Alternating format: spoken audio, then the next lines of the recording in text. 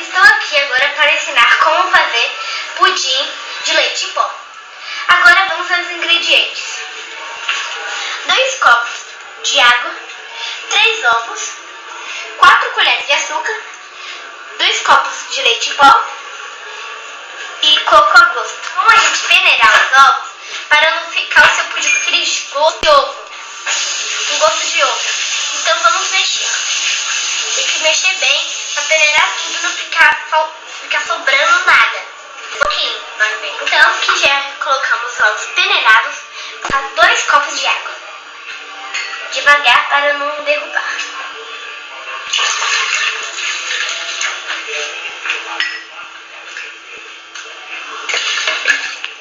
Agora que já colocamos água, vamos colocar 3 colheres de açúcar, 4 colheres de açúcar.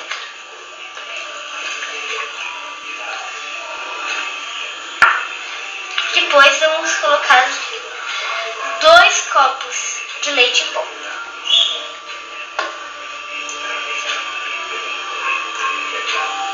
Um pouquinho, vai fazer o quê? Vamos fechar.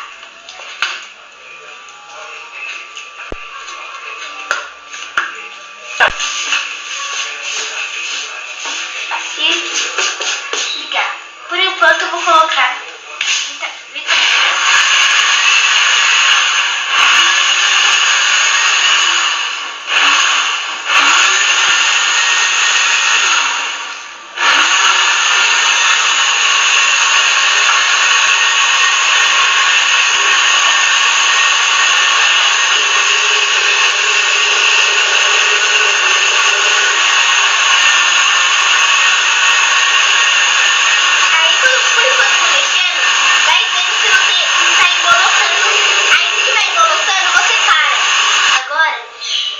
na cozinha própria para micro-ondas e vou colocar 15 minutos.